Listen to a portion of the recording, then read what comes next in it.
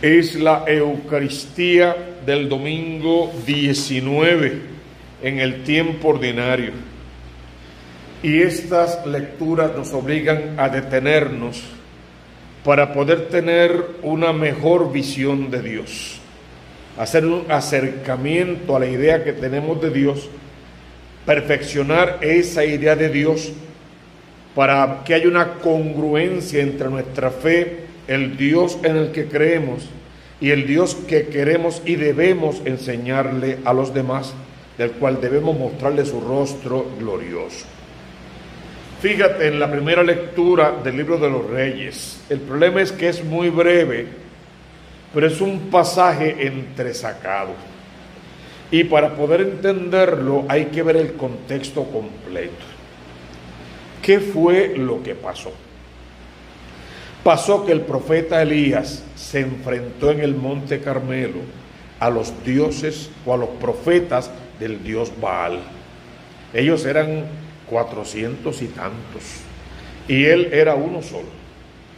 Conocemos esa historia había que hacer un sacrificio, un buey descuartizado. Elías inclusive echó agua en la zanja para ver a cuál de los dos Dios escuchaba, hacia los Baales, para que viniera a prender fuego a su becerro o a Moisés. Los Baales gritaron toda la noche, se desangraron, se cortaron el cuerpo y nunca su sacrificio se encendió. En cambio, cuando Elías comenzó a orar con poder, quedó enseguida encendido el sacrificio, aún con el agua que le echó encima las carnes y en una zanja que hizo alrededor.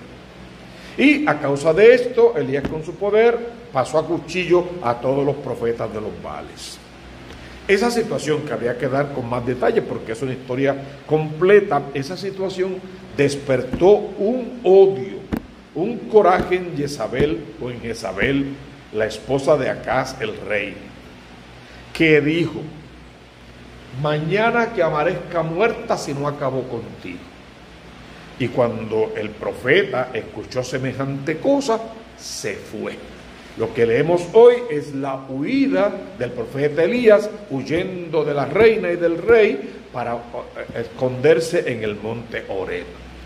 ¿Por qué en el monte Horeb? Porque es el monte donde todo comenzó, es el monte de la alianza. Se encuentra en un gran problema el profeta, está a punto de perder su vida. ¿Es tu vida?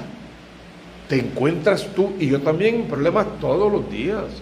Y estamos a punto a veces de perder nuestra fe, de dejarnos convencer por cualquiera que nos predique otro evangelio, incluso a nivel de sentimientos, aferrarnos a la idea: como yo no siento nada cuando voy a misa, dejo de ir. Estamos en ese punto, lo hemos estado antes, lo estamos ahora y lo volveremos a estar. Es parte del proceso diario de conversión. ¿Qué hace el profeta? Va al origen, va al amor primero. ¿Cuál es la invitación? Que busques en la palabra de Dios,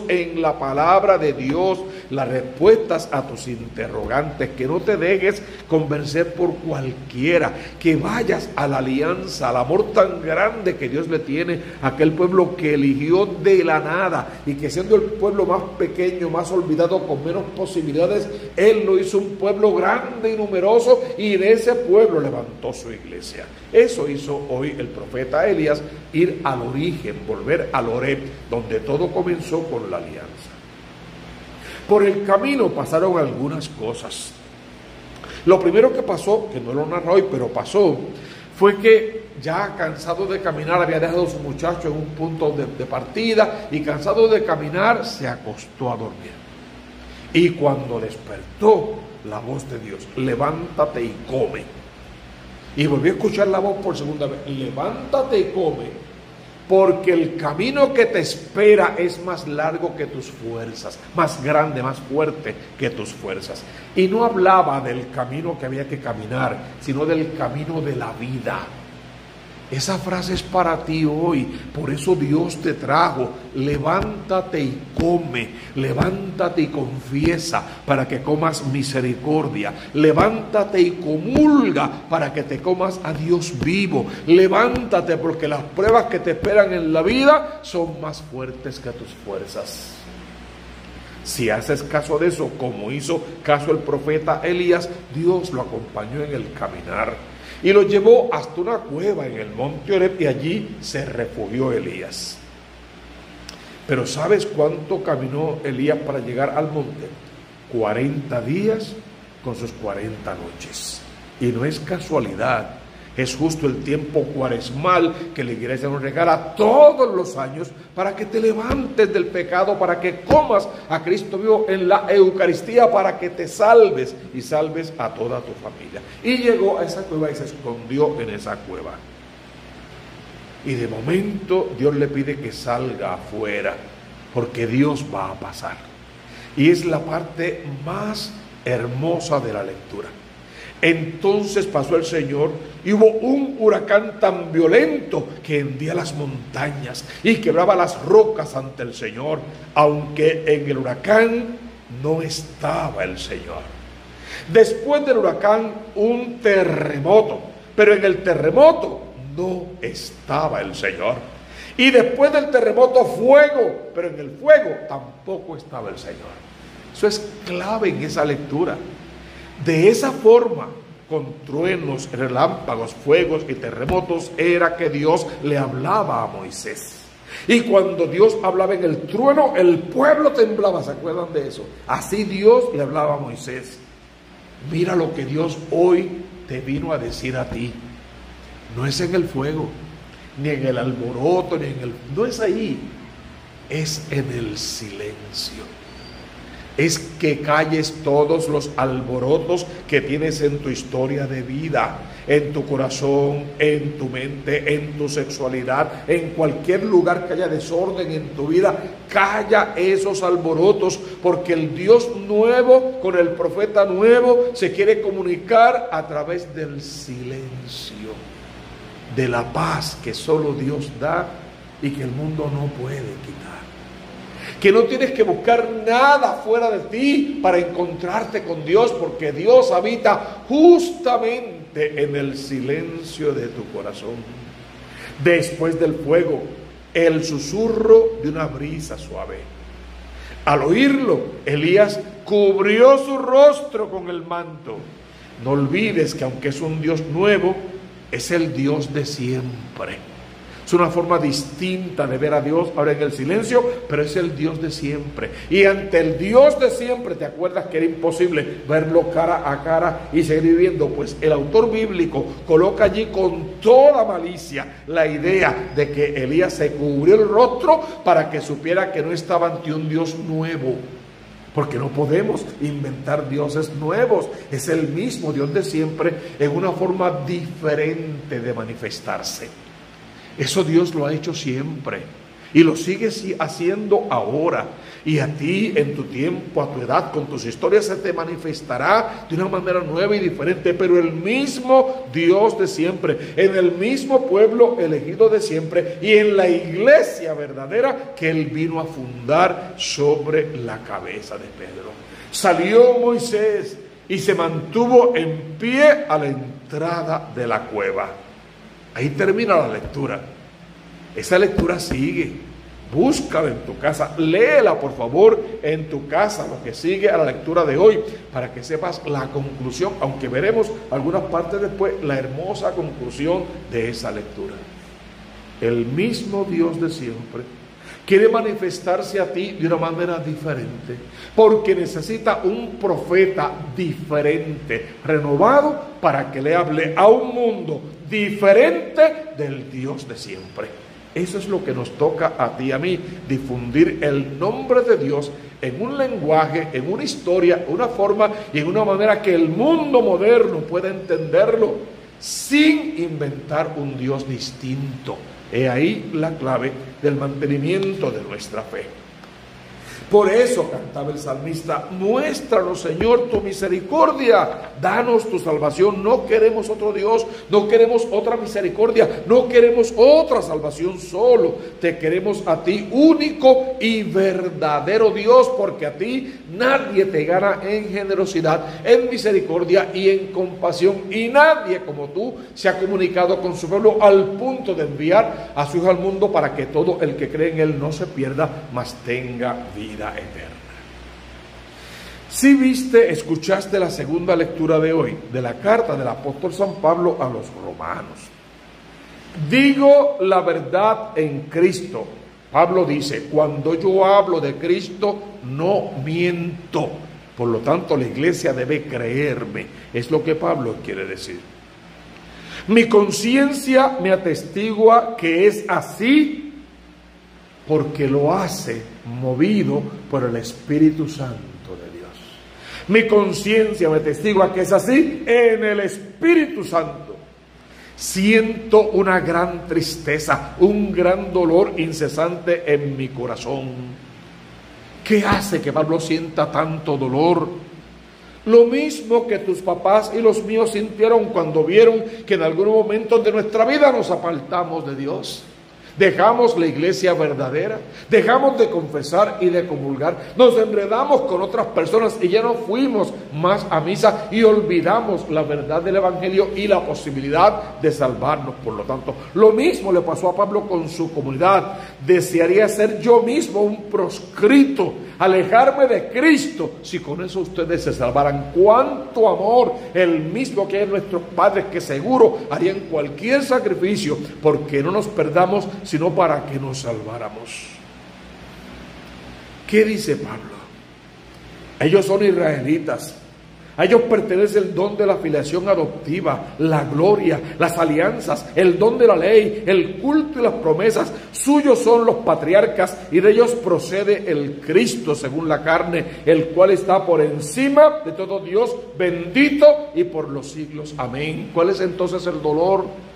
Que esa comunidad que le pertenece a Dios estaba aprendiendo a vivir sin Dios. Se ven apartados del Dios verdadero. Estaban otra vez sirviendo a dioses falsos y habían hecho del culto algo irreverente. Y Pablo está sufriendo porque doy testimonio. Yo mismo les enseñé a Cristo y cuando les hablé de Cristo les dije la verdad. Por favor, no abandonen el nombre de Cristo por ningún dios pasajero y falso de este mundo moderno. El evangelio es impresionante. En estos domingos pasados estamos viendo algunos milagros, la multiplicación de los panes, por ejemplo, y ahora tenemos a Jesús caminando sobre las aguas. Vamos a resumirlo en estos términos. Pedro ve a Jesús. Primero, Jesús está solo orando con poder para hacernos ver que la mejor manera de comunicarnos con el Padre Dios siempre es en la oración. Ellos están en la barca sin orar. A ellos les agarra una terrible tormenta. Jesús, que está en oración, viene caminando sobre las aguas. Solo para que veamos la gran diferencia entre el hombre que se mantiene orante con su Dios y el poder de Dios para rescatarlo, y el hombre que se olvida de Dios y quiere vivir como le da la gana. Lo que tenemos entonces son dos momentos: Pedro antes y después. Porque cuando Pedro está sin Dios, se atreve a hacer una oración con un condicional, o sea, poner a Dios a prueba, o sea, está tentando a Dios. Y desde el Antiguo Testamento se nos ha dicho: no tentarás al Señor tu Dios. ¿Cuál es el condicional de Pedro? Cuando ve que Jesús viene sobre las aguas, se asustan, creen que es un fantasma. Cuando tú no tienes a Dios en el corazón, ves fantasmas por todas partes. Cualquier cosa te asusta, no estás centrado, te pierdes en cualquier idea y haces de cualquier estilo de vida algo que realmente crees que es impresionante y vas camino a la condenación.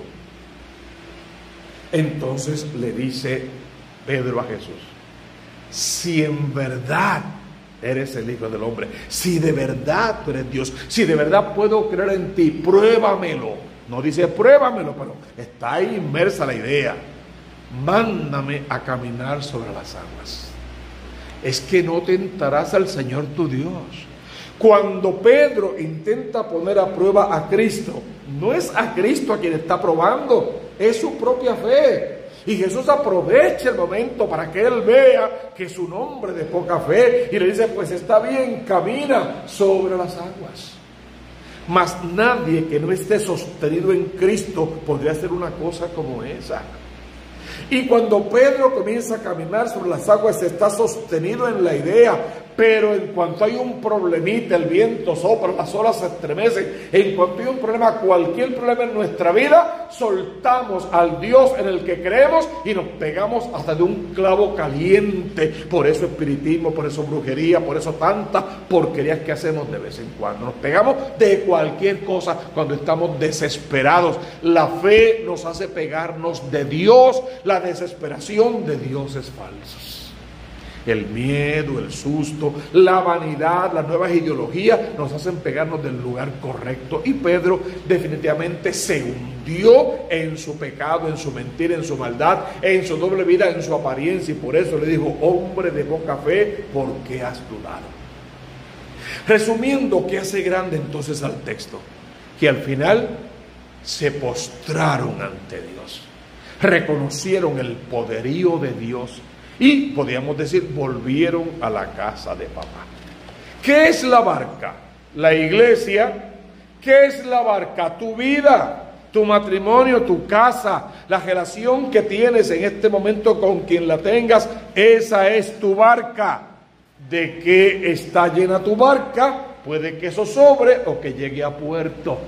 ¿Qué transportas en tu corazón? ¿Te salvas o te condenas? ¿Cómo tratas a los demás? ¿Se hunde tu barca o puede que no se hunda? Eso depende entonces del monto de tu fe, porque es tu fe lo que te va a permitir que no naufragues, que no te hundas, sino que te quedes en la presencia del Señor. ¿Y qué hace Cristo cuando Pedro se hunde? Le extiende la mano, lo mismo que quiere hacer contigo y conmigo. ¿Cuántas veces nos ha extendido la mano, nos ha sacado, y en cuanto nos sentimos libres, nos soltamos de su mano y volvemos a las viejas andadas? Cuando lo que Él pretende es que aprendamos a vivir en santidad, que nunca nos apartemos de su amor y que siempre querramos trabajar por el reino de los cielos. Hombre de poca fe, ¿por qué has dudado? En cuanto subieron a la barca, amainó el viento, y los de la barca se postraron ante él diciendo: realmente tú eres el Hijo de Dios.